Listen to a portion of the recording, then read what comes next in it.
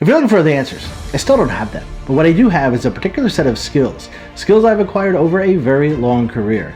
Skills that make me a nightmare for people who mislead, misinform, or misrepresent the sports card industry. So if you don't do that, I'll let it go. But if you do, we're going to talk about you.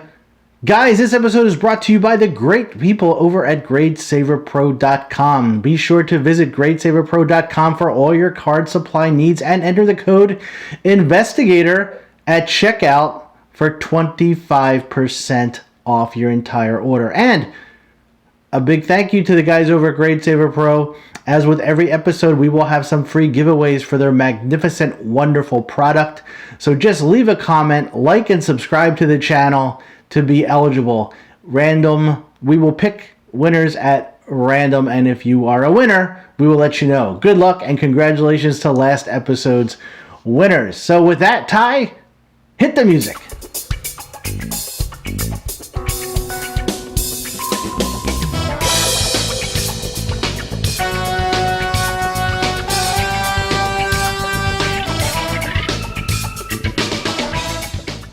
So welcome to this episode of the Sports Card Investigator. My name is Andy. I am the aforementioned Sports Card Investigator, and today we'll talk a little. I'm going to give you my opinion about something I saw recently, and might be some controversial stuff, but I thought it'd be interesting to talk about. I watched a really good video from Sports Card Anonymous, Dakota. I'm a big fan of Dakota's channel. He's really, really good. I highly recommend him. If you haven't subscribed, go over and check out Sports Card Anonymous. This particular video that caught my attention was called "The Flip It Ain't the Same. The Hobby Has Changed." And it was about how difficult it is, or how he had an epiphany that he's no longer going to do the quick flip. But check it out. Look for yourself. He gives some really good reasoning, and he backs it up nicely, and check it out. But it got me thinking. And I've been thinking about this for a while. One of the things that Dakota had mentioned that caught my attention about the video was that flipping is getting more difficult because the hobby was getting smarter and people aren't overreacting. And again, I was thinking about this for a while, since the whole crazy phenomena that's taken place over the past 18 months to 2 years. Is it really because people are getting smarter in the hobby and aren't overreacting like Dakota had mentioned, or is it something else? Back in July 2020, I did a video that outlined a system that I used in the past. No more, can't use this system anymore. It worked beautifully until it just didn't. Check it out if you want. It's a system built on trends, evidence, intelligence, the whole nine. It was specific to when I would buy a current year rookie silver prism card, like when I would do it. Right, so it would hit the market, and then after 30 to 45 days, that would be usually its first floor. And that signaled a buy for me. And it was after I monitored the price for a few days, and I saw it was, either continuing a trajectory going down, which I waited, or when it started to bump up. Wasn't perfect, but it worked for me. And this kind of was crazy, right? It's funny when I say it's kind of crazy, right? When I was a young kid, I used to say to my dad, right? He used to go, I don't know, is it right? Anyway.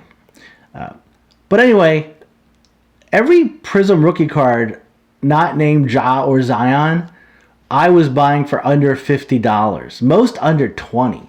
And I'm talking about the guys like RJ Tyler, Rui, Cam, Eric Paschal, Kobe White, Kendrick. Now, it goes on and on. And 2018 was the same deal. I remember Trae Young came out, and boom, he was $187 his first day. 30 days later, his silver prism raw card dropped to $37 in 2017. You get the idea.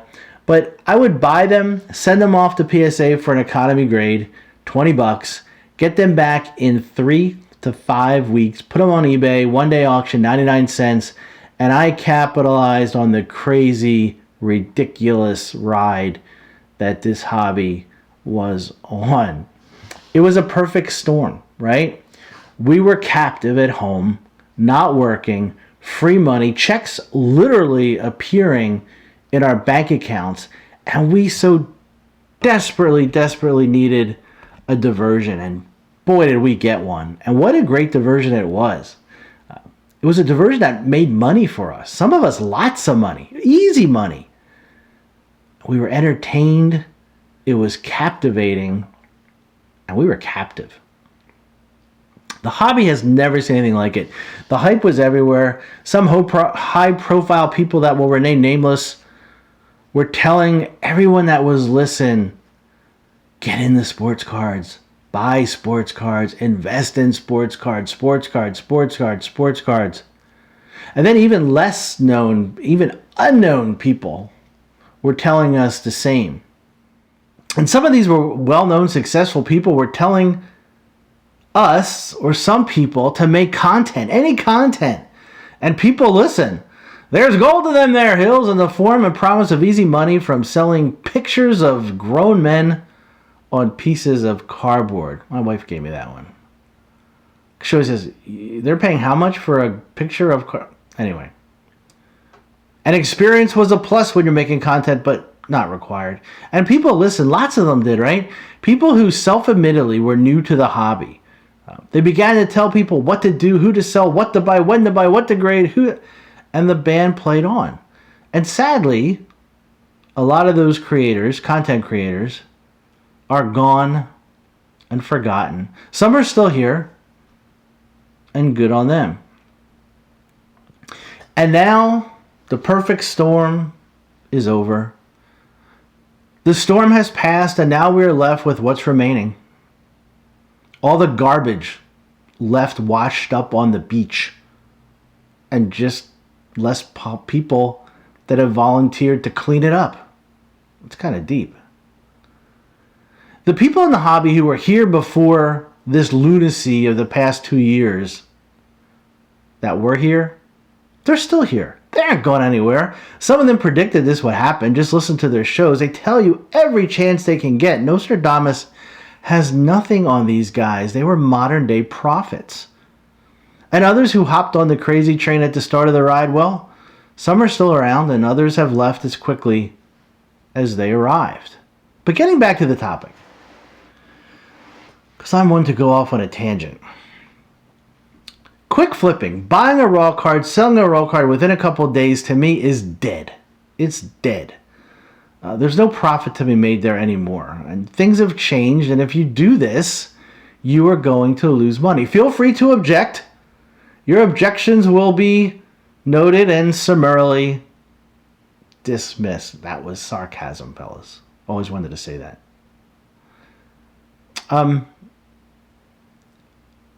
And it's not because the people who entered the hobby at the hopes of making money got smarter or somehow evolved. People didn't get any smarter. People that were not so smart, who did not evolve, are gone. They're gone. The people who were here prior to the explosion, prior to all this craziness, they never left.